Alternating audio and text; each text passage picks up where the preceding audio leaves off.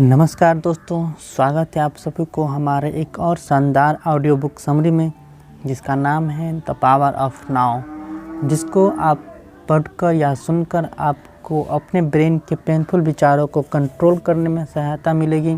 आप हमेशा खुशी की स्टेट में जीना सीख जाएंगे। इससे आपकी बॉडी एनर्जी से भरी रहेगी और आप बीमार भी कम ही पड़ेंगे। तो इसमें हम भी कुछ पॉइंट जानने वाले हैं, जिसमें से पहला पॉइंट है हमारा separate your mind and body. हमारे दुखों का कारण हमारा ब्रेन होता है। कई बार ब्रेन पास्ट में हुई बुरी घटनाओं के बारे में सोचने लगते हैं। इससे हम दुखी हो जाते हैं और इसका खामियाजा हमारी बॉडी को भी भुगतना पड़ता है, क्योंकि ब्रेन जब दुखी होता है तो हमारी एड्रेनल ग्लैंड कुछ स्ट्रेस हार्मोन को छोड़ती है, जिनका नाम कोर्टिसोल और एड्रेनाइल होता है।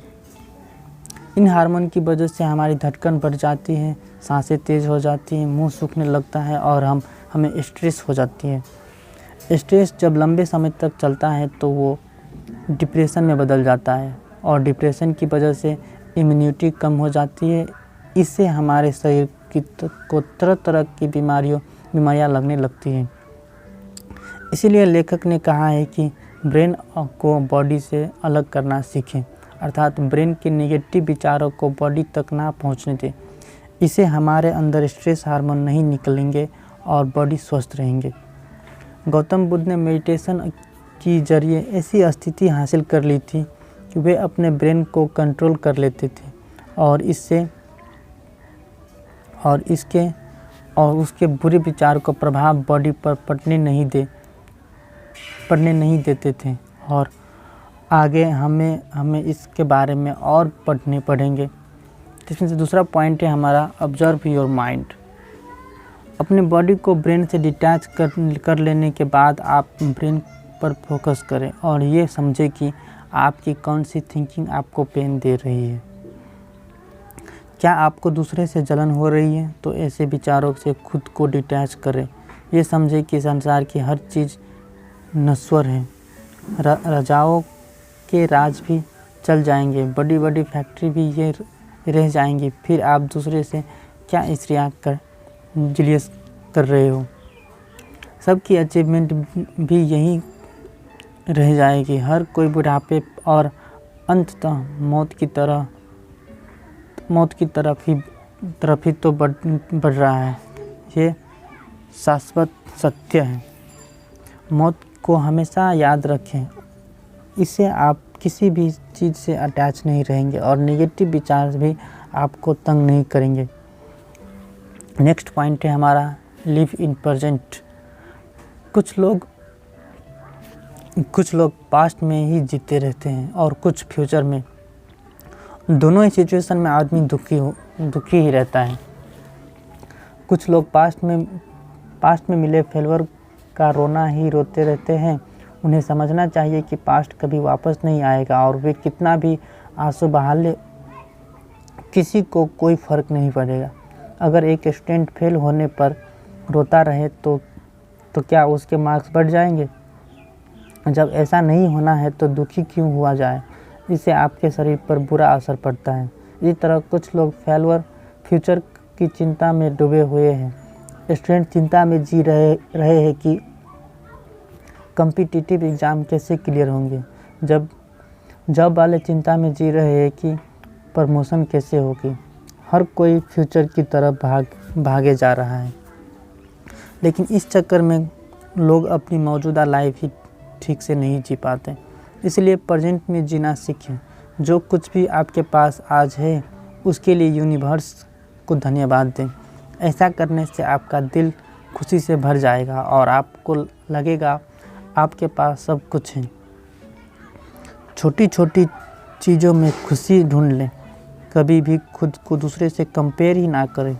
अपने झोंपड़े में ही ढोलक बजाकर खुशी पैदा की जा सकती है। हो सकता है महल वाला 1000 टेंशन में जी रहा हो। चौथा है हमारा एक्सेप्ट द ट्रेजेडीज। ज़रा सी मुसीबत आने पर बहुत से लोग सोचने लगते हैं, हे भगवान मेरे साथ ही ऐसा क्यों होता है।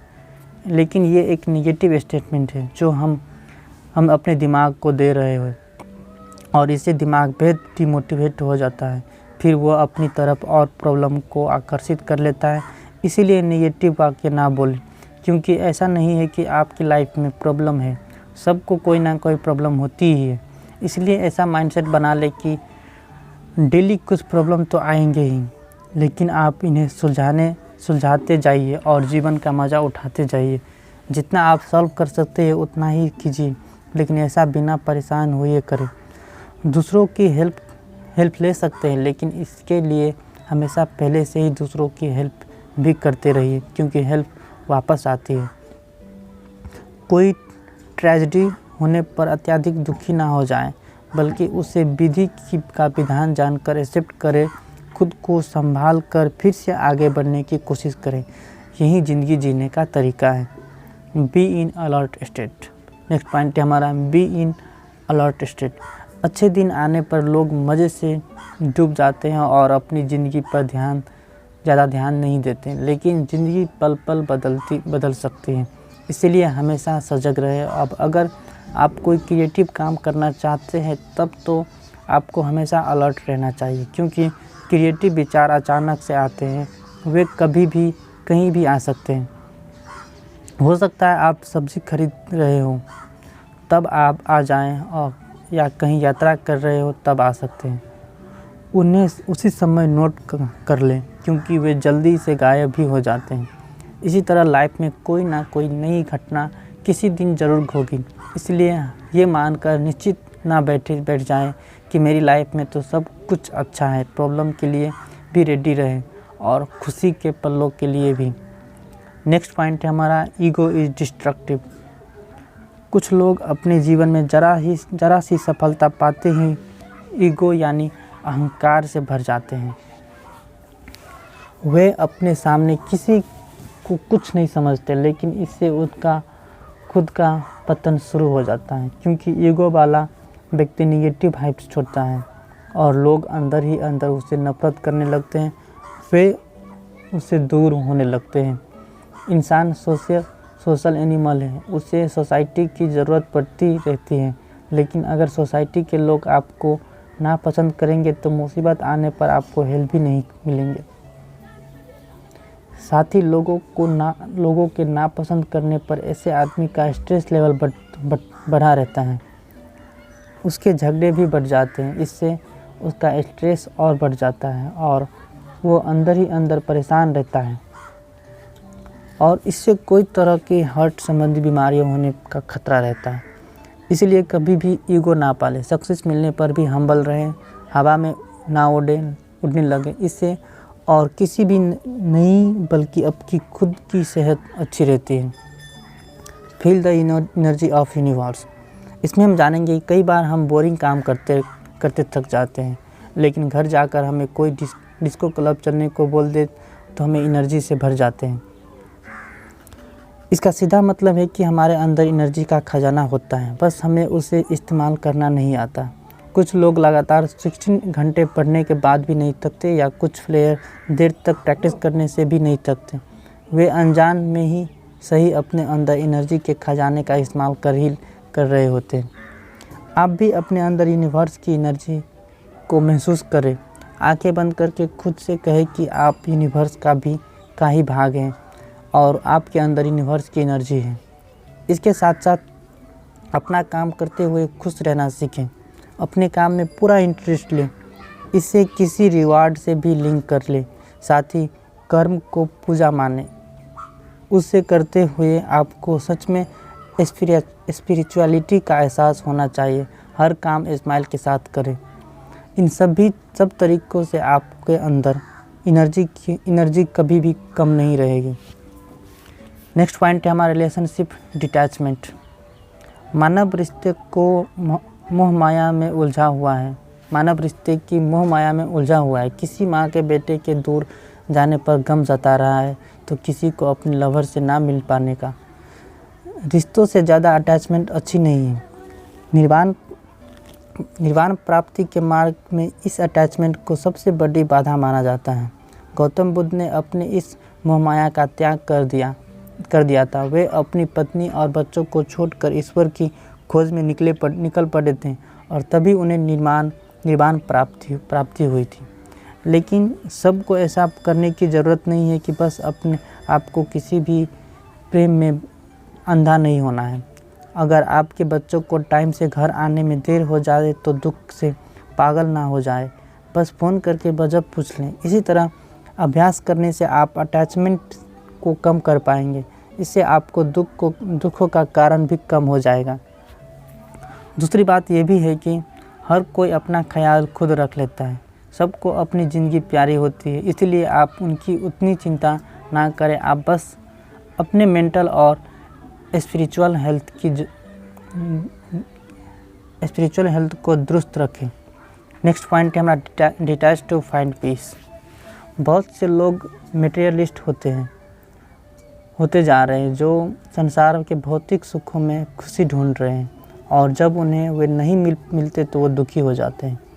उन्हें कभी भी मानसिक शांति नहीं मिलती। अगर लोगों को भौतिक सुख मिल भी जाए तो भी उनका लालच कम नहीं होता। कभी उन्हें मोबाइल का लेटेस्ट वर्जन चाहिए तो कभी दोस्त से ज़्यादा बड़ी और महंगी गाड़ी चाहिए आदि।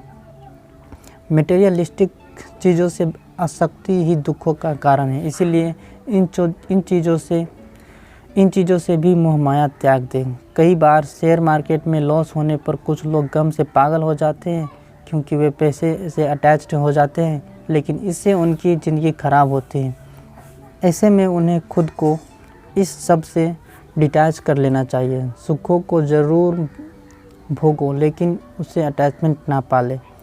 जब कोई इंसान पैसा आदि खो जाने पर भी मुस्कुरा सके तो समझ लेना चाहिए कि उसने मानसिक शांति और सच्ची खुशी को प्राप्त कर लिया है। नेक्स्ट पॉइंट है हमारा सरेंडर वर्सेस रिजाइन।